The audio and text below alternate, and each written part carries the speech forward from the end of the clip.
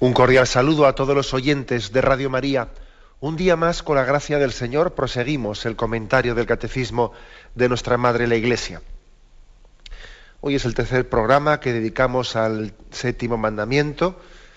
Después de un programa introductorio, habíamos comenzado en el anterior, en el apartado que tiene como título El destino universal y la propiedad privada de los bienes. Ya hemos puesto un poco las bases de este tema y ahora vamos a avanzar un poco más rápido. Es a partir del punto 2403. Dice así: el derecho a la propiedad privada, adquirida por el trabajo o recibida de otro por herencia o por regalo, no anula la donación original de la tierra al conjunto de la humanidad. El destino universal de los bienes continúa siendo primordial, aunque la promoción del bien común exija el respeto de la propiedad privada, de su derecho y de su ejercicio. Por lo tanto, en este punto 2403 hay que conjugar dos cosas. Hay que conjugar, como afirmamos, el destino universal de todos los bienes. Dios ha creado la tierra para otorgársela al conjunto de la humanidad, y el derecho a la propiedad privada. Y además dice este punto que eso del destino universal de los bienes, eso de que las cosas son de todos, que es un derecho primordial. Fíjate que dice que es primordial. Claro, no lo afirma, pero yo me atrevería a decir que de este punto del catecismo se deriva que la propiedad privada pues, es menos primordial, o sea que es secundaria, pero también se afirma. Nosotros, sin embargo, solemos tener, la cosa la vemos al revés. Nos parece que lo primordial es la propiedad privada, lo mío. Y luego ya lo secundario es pues, el deber de solidaridad para los demás. En la medida en que me sobre, o esté de buen día, o esté un poco generoso, entonces ya mis bienes tienen también un destino para los demás. Generalmente nosotros le damos la vuelta a la tortilla. A lo que es primordial, le llamamos casi ir ya un poco para nota, ¿no? Como si esto fuese ya algo añadido. No, fijaros bien, hay que conjugar las dos cosas. El destino universal de los bienes, Dios creó el mundo para todos, y en este sentido todo es de todos, y el derecho a la propiedad privada. Es decir, que en esta situación en la que estamos, pues hay que... la promoción del bien común exige el respeto de la propiedad privada. Pero fijaros bien que ayer decíamos que es bastante obvio que la propiedad privada está afirmada por la doctrina cristiana en un contexto en el que en el tránsito de esta vida, en esta peregrinación, en esta condición del reino de Dios realizado en la tierra, es un medio necesario, la propiedad privada. Esperamos que en la vida eterna no habrá propiedad privada. En la vida eterna no habrá propiedad privada. O sea, a veces nosotros hacemos chistes y allí nos imaginamos el cielo, que uno está metido en un cuarto y otro está en el otro cuarto, como si este fuese mi sitio. O sea, eso son absurdeces, ¿no? En el cielo, contemplando a Dios, Dios será, podríamos decir, la heredad común de todos. En el cielo, ¿cuál es nuestra heredad? ¿Qué es lo que Dios te otorga como herencia en el cielo? Él mismo, su propia persona, la contemplación de Él. Y eso que es tu todo en el cielo, es al mismo el todo del otro, sin dejar de ser el tuyo, pero es el del otro. Con lo cual digamos que en el cielo no existe ese sentido de propiedad privada, de esto es mío, pero no es tuyo. No, eso en el cielo no existe. Por eso insisto, hay que conjugar las dos cosas en esta vida, pero destacando que, digamos, el derecho primordial, pues, es el destino universal de los bienes. Y la propiedad privada, pues no la afirma la doctrina cristiana como lo primordial, no, eso es como, digamos, lo secundario, lo transitorio. Mientras que estamos en esta vida, tenemos un derecho a la propiedad privada. O sea que siempre tener los principios claros de qué es lo primordial y qué no es lo primordial. Tener los principios claros es muy importante para luego vivir la vida en equilibrio. Si los principios están mal trazados, luego el edificio ya va torcido. Es como la Torre de Pisa. Bueno, un paso más de cómo vivir en esta convivencia entre el destino, o sea, equilibrio entre afirmar que todo es de todos, el destino universal de los bienes y al mismo tiempo el derecho a la propiedad privada. Para entender por qué la propiedad privada es necesaria en esta vida, pues baste afirmar y baste hacer una lectura de cuál ha sido el fracaso de los ideales socialistas, de los ideales socialistas que tenían un presupuesto en la negación de la propiedad privada. De alguna manera los ideales socialistas, el comunismo, el marxismo, quiso hacer una especie de un proyecto de un paraíso en la tierra.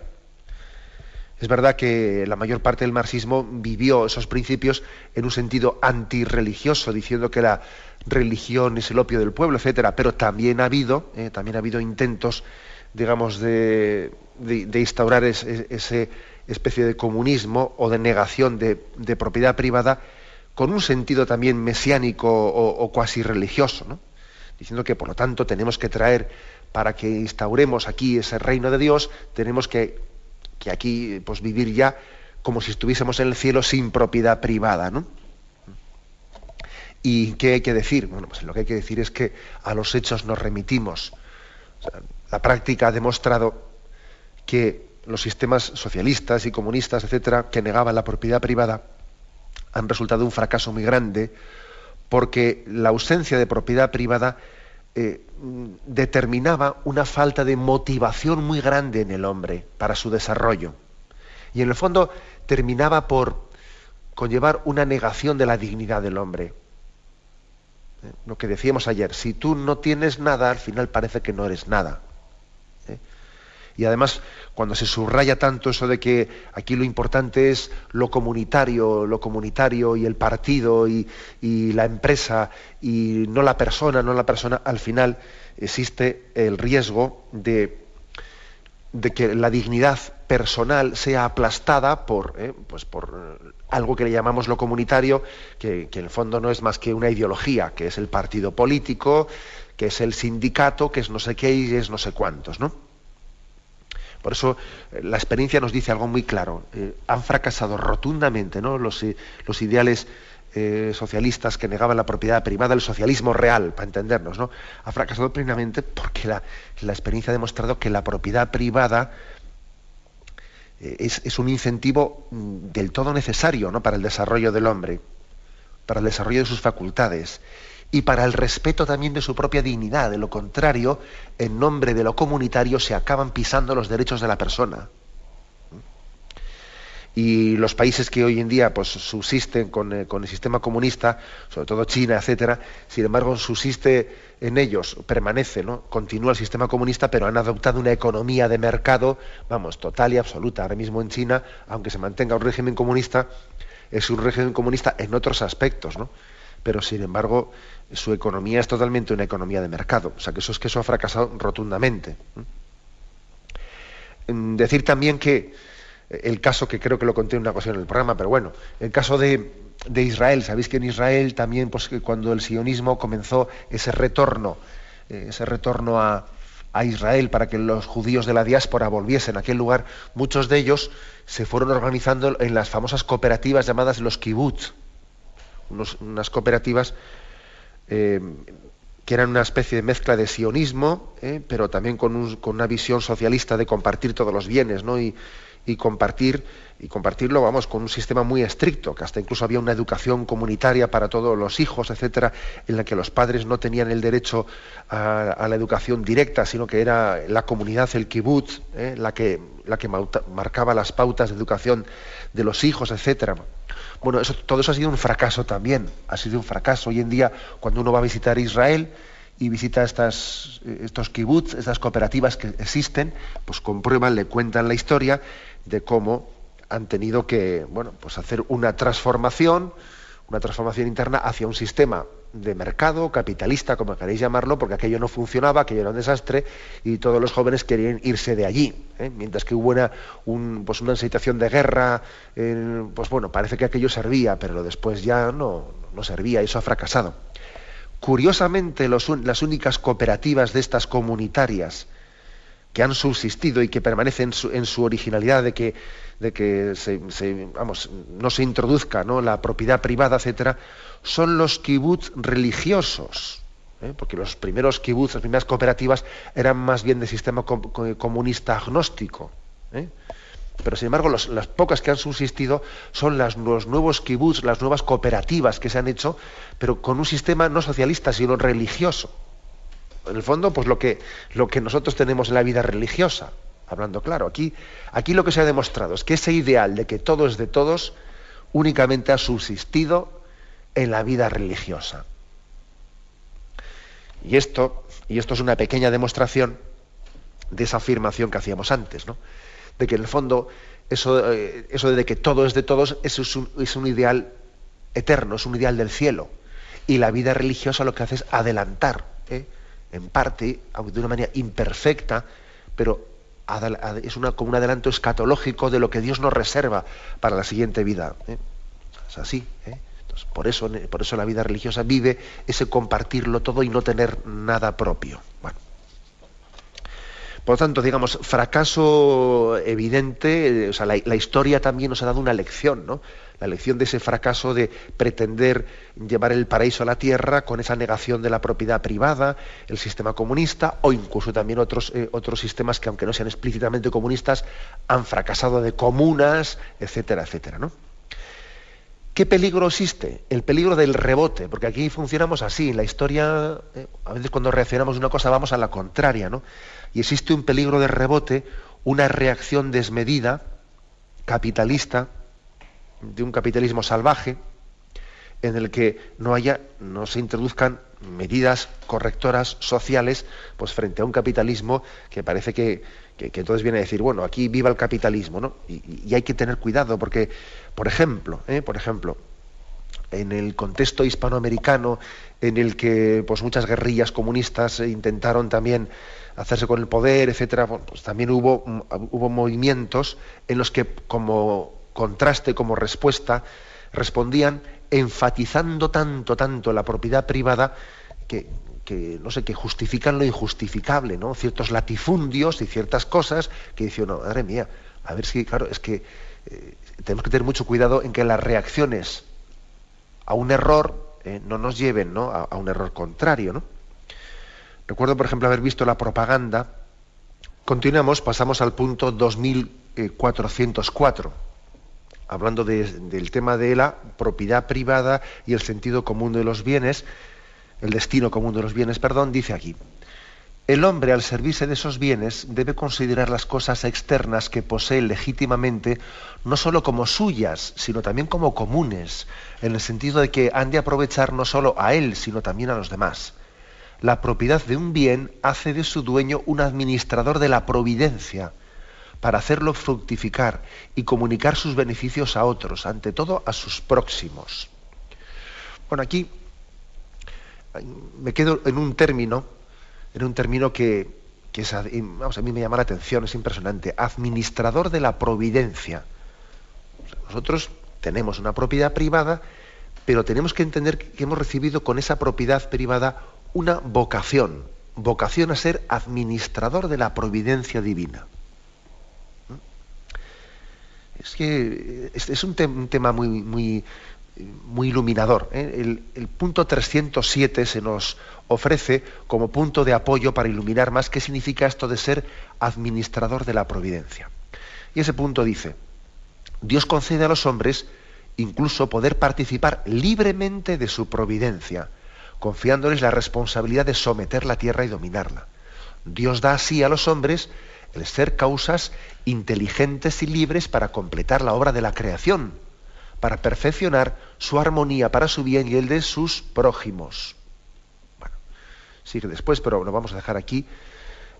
Es decir, se está aquí insistiendo en una cosa. A veces la palabra providencia nosotros la solemos entender como una especie de destino ciego, ¿no? La providencia es algo que no controlas. Mira, ha sido providencial, pues resulta que casi es como imprevisible. Nosotros por la palabra providencial entendemos incorrectamente algo imprevisible. Por ejemplo, no decimos, fíjate, ha ocurrido tal cosa, pues murió esa persona y providencialmente apareció otro, ¿no? O sea, algo como que tú, pues una especie de carambola, ¿no? Y allí providencialmente ocurrió.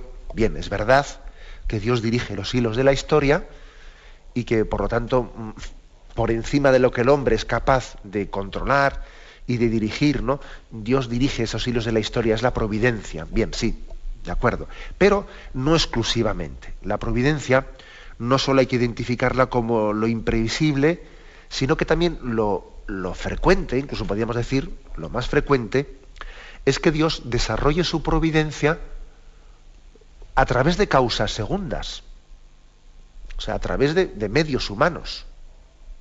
Entonces, eso es lo lógico. Nosotros no podemos estar esperando a que Dios desarrolle su providencia Él directamente, sino sirviéndose de nosotros, ¿no? Es decir, eso que tantas veces hemos hecho en nuestras oraciones, que Jesús nos dice: necesito de tus manos para acariciar las llagas del herido, necesito tu lengua para defender al que es injustamente atacado, necesito tu sonrisa para consolar al desamparado, y necesito, pues yo qué sé, ¿no?, los latidos de tu corazón para dar calor de vida al que agoniza. Es decir, esa es la providencia de Dios. No identifiquemos providencia como algo en lo que yo soy espectador y es algo que acontece sin el concurso del hombre. No, señor. No, señor. Por eso, aquí este punto del catecismo nos llama a nosotros administradores de la providencia de Dios. Y por ejemplo, tan providencia es, tan providencia que alguien pues se quede, que por ejemplo que un pobre está enfermo, necesita un médico, no tiene dinero para ir al médico y se encuentra con una persona con un alma caritativa que le lleva a un hospital y le paga sus gastos. Tan providencia es eso como que estemos enfermos y tengamos una seguridad social con la cual vamos al médico y tenemos la sanidad pagada. ¿Qué ocurre? A nosotros nos parece mucho más providencial lo primero, porque claro, como nos veíamos desamparados, como nos veíamos bien esa persona que te lleva al médico y tú no podías pagarlo, y lo ves providencial totalmente, ¿no? Y ahí parece que tocas la providencia, ¿no? Parece que es imposible negarla. Pero en el segundo caso, como tenías una seguridad social que además tenías derecho a ella, porque está en los estatutos, y si no yo me quejo y les llevo a juicio, ¿no? Claro, entonces parece que no lo ves tan providencial. Pero ojo, eso es un error. Todo es providencial. No únicamente ese acto caritativo que te ha sacado de un apuro, que estabas con la soga al cuello. También es providencial el que haya recibido esta ayuda mediante un sistema legal, pues que es justo, equitativo, distributivo, etcétera. Insisto, por lo tanto, el hombre está llamado a colaborar con la providencia. Colaborar con la providencia, primero haciendo unas leyes justas, que permiten también que los bienes sean distribuidos, ¿no? Una seguridad social es una colaboración con la providencia de Dios para que los bienes sean distribuidos. Y mi deber de justicia y de solidaridad y de caridad es otra colaboración con la providencia para que también los bienes lleguen a quienes tienen que llegar. Dios desde toda la eternidad ha pensado en mí, ha pensado en esa ley justa, para distribuir por la seguridad social los bienes, pero también ha pensado en mí para que yo pues tenga una distribución de mis bienes, y desde toda la eternidad, y de alguna manera yo puedo frustrar la providencia de Dios, la frustro. O sea, Dios el que es eterno, ha querido depender de nosotros, de nuestra respuesta, para que su providencia sea fecunda, o la podemos frustrar, ojo. Bueno, pues esto es una afirmación. Luego dice este punto que estamos comentando, que tenemos que ser administradores de la providencia conscientemente. O sea, es decir, uno puede colaborar con la providencia consciente o inconscientemente. Muchas colaboraciones que tenemos con Dios son inconscientes. Mira, yo hago el bien y no me he puesto ni siquiera a pensar por qué lo estoy haciendo. Y estoy colaborando con Dios. Mira. El ideal es que hagas eso, pero siendo consciente. El ideal es que te des cuenta que te estás dejando, cuando haces el bien, te estás dejando mover por el Espíritu Santo, que eres un instrumento de la providencia. Este punto, claro, por supuesto que también pues muchas veces el hecho de que seamos instrumentos de la providencia y lo seamos inconscientemente sin darnos cuenta, eso no quiere decir que esté mal hecho, en absoluto, ¿no? Pero el hombre es un ser libre. Dios lo ha creado pues para que a diferencia de los animales o del reino vegetal, que colabora con la providencia de Dios sin ser consciente de nada, nosotros colaboremos con la providencia de Dios gozándolo y amando y siendo instrumento suyo de una manera activa, etcétera, ¿no? Es importante. Esto también forma parte de la vocación, de nuestra vocación a la solidaridad, de por qué Dios ha querido hacer de nosotros partícipes de ese destino universal de todos los bienes, para que no seamos como piedras o como árboles. Punto 2405, vamos avanzando para concluir hoy este apartado sobre el destino universal y la propiedad privada de los bienes. Dice aquí: los bienes de producción, materiales o inmateriales, como tierras o fábricas, profesiones o artes, requieren los cuidados de sus poseedores para que su fecundidad aproveche el mayor número de personas. Los poseedores de bienes de uso y consumo deben usarlos con templanza, reservando la mejor parte al huésped, al enfermo, al pobre. O sea que este punto nos hace una pequeña división entre bienes de producción y bienes de consumo. Por bienes de producción se entiende aquellos, por ejemplo, que son unas tierras, unas fábricas o profesiones o artes, o sea, y bienes de consumo, pues evidentemente son cosas que uno gasta pues para su uso, pues para su diversión, etcétera, lo que fuere, ¿no? Bienes de producción y bienes de uso. Los bienes de producción también aquí los dividen en materiales o inmateriales. Materiales pone el caso de tierras y fábricas. Y bienes de producción inmateriales pues son las artes, las profesiones. Uno tiene, pues por ejemplo, la capacidad de ser un buen médico, o lo que sea, ¿no? Bueno, pues después de haber hecho esta división, bienes de producción y bienes de uso o de consumo, ¿qué dice? ¿Qué orientación moral da por unos y por otros? Bueno, pues por los bienes de producción lo que dice es que hay que hacerlos producir. Por eso se llaman de producción, hay que hacerlos producir, hay que hacerlos fecundos. El pecado puede estar en estos casos en que uno, pues mira, por no meterse en líos o lo que sea, pues coge y dice: yo no voy a arriesgar, que ya tengo suficiente para vivir, y como yo tengo suficiente, pues mira, yo cojo y esto lo meto, lo dejo al mínimo, lo dejo produciendo al mínimo o nada, ¿no? Para poder comer yo, y ahí lo dejo enterrado. Es como el entierro de los talentos, ¿no? De los cuales nos habla el Evangelio. Y esto lógicamente es contrario a la moral cristiana. Y ojo, que no estamos libres aquí nadie de este tema, que por ejemplo aquí podríamos decir, vamos a ver, y hasta qué punto, por ejemplo, es moral el que uno tenga unas tierras que pudiesen ser muy productivas, y mira, pues por no meterse en líos, en vez de arrendarlas, y en vez de ver que alguien puede tener trabajo, prefiero no arrendárselas a nadie, así no tengo líos y ya está, ¿no?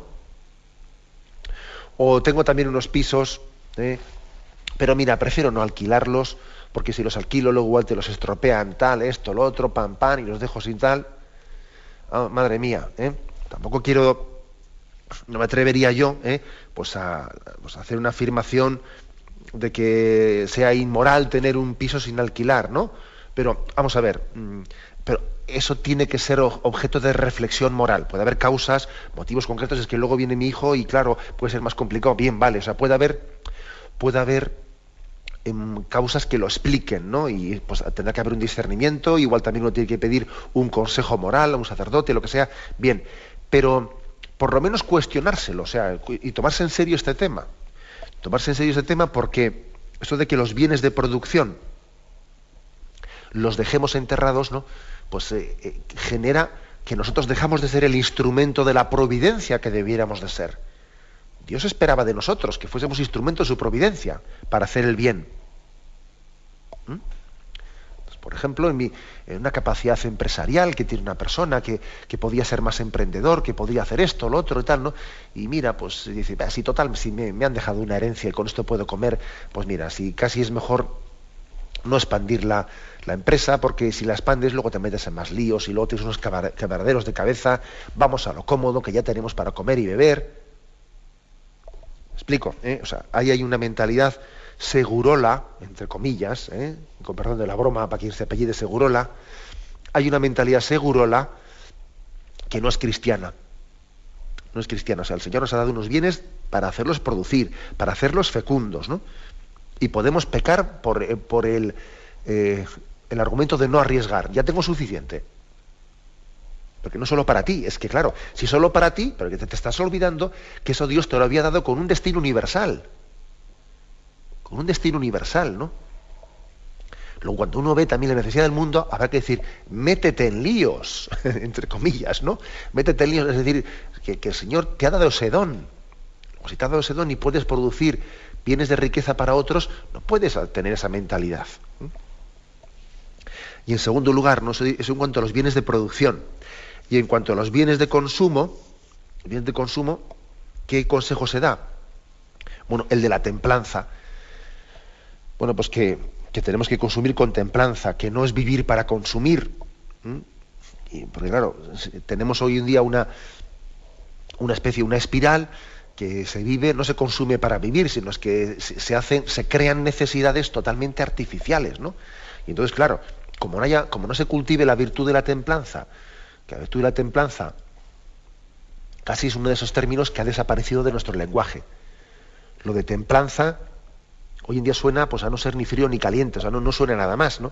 Bueno, pero la templanza es la virtud moral cristiana que modera la atracción de los placeres y que procura el equilibrio en el uso de los bienes creados. Luego hay que ser templado, es decir, voy a usar de las cosas en la medida en que las necesite. Y si uno no es templado, si no sabe también decirse que no a muchos caprichos, si uno ha caído en esa especie de esclavitud de eso que veo, eso que quiero, eso que se me pasa por la vista, ya está, ya hasta que no lo tenga no descanso. Si uno no cultiva la virtud de la templanza, pues seguro que está pecando en la utilización de los bienes. Porque no reservará la parte importante que tiene que reservar, como dice aquí, al pobre, al enfermo, al huésped, no la va a reservar. No la va a reservar. Porque todo lo necesita él. Porque no tiene templanza. No tiene templanza, no tiene dominio de sí mismo. Luego, como veis, aquí el catecismo sí es que es una maravilla, porque en el fondo es que da unos consejos prácticos y evidentes y está subrayando lo que es de sentido común, ¿no?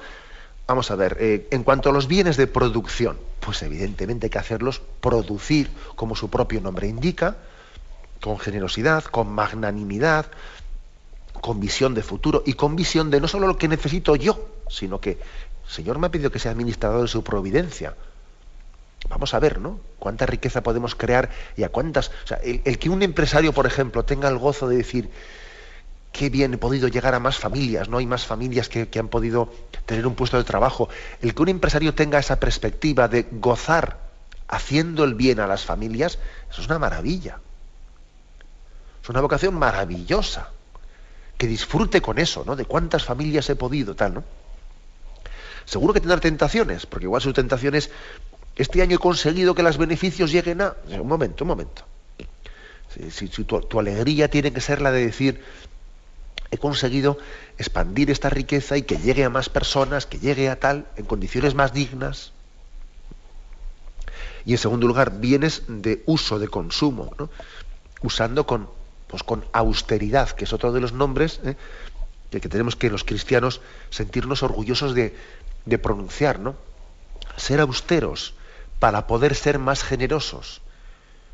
Porque el administrador de la providencia tiene que ser austero, por definición, porque Dios, las formas en las que Él se ha revelado han sido formas de sencillez y austeridad. Y pasamos al último punto, el 2406. Con él terminamos este apartado de destino universal y propiedad privada de los bienes. Dice: la autoridad política tiene el derecho y el deber de regular en función del bien común el ejercicio legítimo del derecho de propiedad. Bueno, un punto, vamos a ver, que es sencillo, por eso también le reservo poco tiempo para el comentario, pero que aunque sea sencillo el comentario, vais a ver que esto tiene mucha tela. Es decir, evidentemente, el mercado, me refiero, pues si la economía de mercado tiene sus propias leyes internas que lo autorregulan, ¿no? Pero bueno, y suelen decir pues que un intervencionismo excesivo es malo. Es malo. O sea, hay que dejar, pues por ejemplo, no es prudente pues que haya un intervencionismo de los estados que artificialmente asignan un precio a las cosas que no es real. Eso tarde o temprano se viene abajo, ¿no? Cuando se dice vamos a poner un precio artificial a esto, al otro, sí, ya. Eso puede ser políticamente, puede ser muy pues atractivo, porque así ganan unas elecciones, pero estoy creando una economía irreal, que es asignando precios a las cosas que no tienen, por arriba, por debajo. Lo lógico es que respetemos también las leyes de mercado, sin un intervencionismo excesivo. Pero eso no quiere decir, fijaros bien, eso no quiere decir que podamos, o sea, que no haya que buscar un equilibrio también, que no sea necesario una cierta intervención. Es necesaria una cierta intervención en la economía de mercado para que no sufran los más débiles. El hecho de que estemos ahora mismo en una economía globalizada, en la que estornudan, con perdón del ejemplo, ¿no? Se estornuda en la bolsa de Nueva York y cogen pulmonía los pobres del tercer mundo porque ha estornudado la bolsa de Nueva York, pues lógicamente, si esto es así y estamos viendo que es así... Por favor, soy María, de Asturias. Adelante. Mire, quería preguntarle si las confesiones comunitarias son válidas. Vamos a ver, la pregunta del oyente habla de un término, vamos a ver, las confesiones comunitarias pueden ser hechas de dos maneras. Confesión comunitaria con absolución individual y confesión comunitaria con absolución colectiva. Uh-huh. Entonces, vamos a ver. Es que yo vivía en un pueblo, mire, se les hacían así, como dice usted, pero aquí ahora donde vine a vivir, pues solo son... sin salir a confesar ni eso, el que no quiera, tampoco y aquí ahora todos van a un pueblo porque las hacen así, y en el pueblo que hubo confesiones no fue nadie. Ya le contesto ahora mismo. Gracias. Bien, vamos a ver, si de lo que estamos hablando es de una confesión comunitaria sin confesión personal, con una absolución colectiva, hay que decir que la Iglesia reserva ese caso exclusivamente para una situación en la que no haya la posibilidad de escuchar personalmente las confesiones de esas personas. Y claro, usted dice, pues ese no es el caso de mi pueblo, porque esas personas se podrían confesar en su pueblo y si reciben una confesión colectiva, una solución colectiva, bueno, pues entonces, si es así, hay que decir que es ilícita esa celebración. Es ilícita porque no se dan las condiciones que pide la Iglesia para administrar una solución colectiva. Es ilícita, el párroco está obrando incorrectamente y tiene una responsabilidad grave de administrar mal el régimen, la penitencia, el sacramento de la penitencia, e incluso existe el grave riesgo de que se reciba el sacramento no solo ilícitamente, sino inválidamente, porque para que sea válida una solución colectiva, hace falta que quien la reciba tenga la intención de, en cuanto que pueda, en cuanto que tenga la posibilidad de confesarse con un sacerdote, irse a confesar con él de sus pecados graves, ¿no? Con lo cual esa forma incorrecta de administración ilícita corre el riesgo también de provocar que claro, no será culpa del penitente, pero igual en la medida en que tiene conciencia que debía ser hecha de otra manera y lo hace así, etcétera, puede ser también no solo ilícito, sino inválido. ¿Cuál es el resumen? Pues que tenemos que ser humildes. Y creo que es muy importante la administración de los sacramentos, entender que nos han sido dados, que nosotros no inventamos los sacramentos. Es un principio de humildad básico, ¿no? Yo no voy a cambiar los sacramentos y no los voy a adaptar a lo que yo entiendo que tiene que ser más adecuado. Vamos a ver, seamos un poco más humildes, que la disciplina sacramental de la Iglesia pues tiene todo un recorrido en el que nosotros tenemos que ser administradores, no dueños de ella. Adelante, damos paso a un siguiente oyente. Buenos días. Hola, buenos días. Sí, buenos días. Muchas gracias por atenderme. En relación con lo que estaba hablando, me viene a la mente este versículo, este mandamiento del Señor que dice, no os afanéis, mirad los lirios del campo, mirad los pájaros del cielo que no siembran y tal. Entonces siempre me ha parecido este versículo un poco no muy correcto, en cuanto que estoy más de acuerdo con lo que usted decía, que el dinero hay que ponerlo a producir para ayudar a otros, que somos administradores. Entonces, ¿cómo relacionamos una cosa con la otra? Una cosa es afanarse, de acuerdo, pero tampoco nos podemos tumbar ahí a la Bartola, y porque si todo el mundo hiciéramos eso, pues a ver, me gustaría escucharle su opinión. Bien, yo creo que los dos factores hay que conjugarlos, ¿no? Y dice, y no os agobiéis por qué vestiréis o cómo comeréis, no os agobiéis por esto, no os afanéis por esto otro, no, bueno. ¿Y cómo conjugar esto? Las dos cosas, ¿no? Yo creo que tenemos que reconocer que por mucho que seamos responsables y pongamos nuestros dones, nuestras cualidades, nuestros talentos a producir, etcétera, etcétera, después de haber hecho todo lo que está en nuestra mano, todavía nos podemos seguir agobiando. ¿Me explico? O sea, por eso aquí está la máxima famosa de San Ignacio.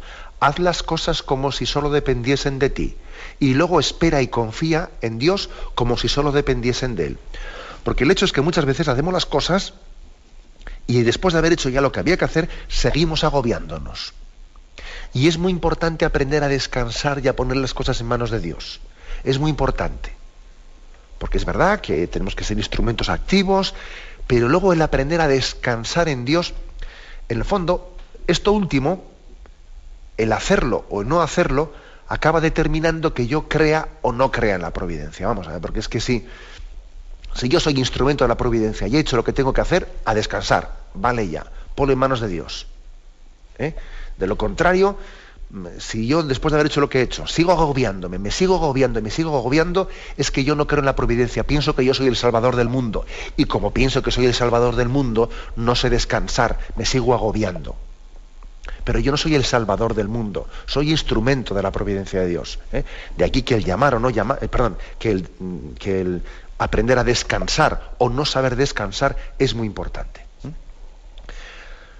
Adelante, damos paso a una siguiente llamada. Buenos días. Buenos días. Sí, escuchamos. Mire, yo quería preguntarle sobre esto de los diezmos que se dan en algunos sitios de la Iglesia, que hay veces que ves que lo necesitan a lo mejor gente de tu familia o amigos que tienes alrededor, y entonces el darlos pues te supone a ti una falta de libertad, porque claro, no puedes, si das a un lado no puedes dar a otro.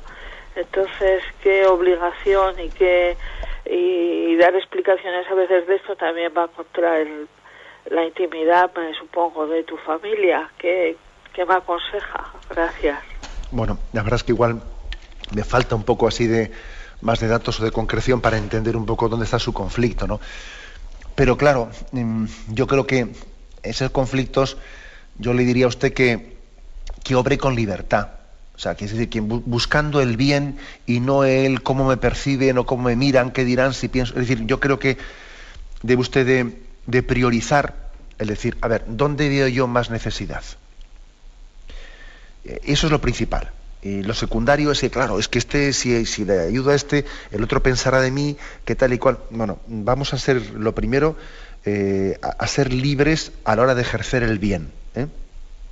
Si estamos demasiado condicionados por decir, claro, es que si le doy a también el otro igual le sienta mal, le tengo que dar al otro y el otro. No, prioricemos el ser instrumentos de Dios para llegar al más necesitado. Luego, si conviene dar alguna explicación a alguien para que no se escandalice o no interprete mal las cosas, pues igual debe de hacerlo. Es verdad también que igual dice, sí, pero tampoco puedo estar yo contando cosas del otro porque sería hablar de su intimidad. Pues es verdad. Igual tiene usted forzosamente que correr el riesgo de ser malinterpretada. Pero es que hacer las cosas para que todo el mundo hable bien de mí y todo el mundo, es que es imposible. Es imposible. Hay que priorizar el bien objetivo que realizamos, viendo si también puede ser prudente dar alguna explicación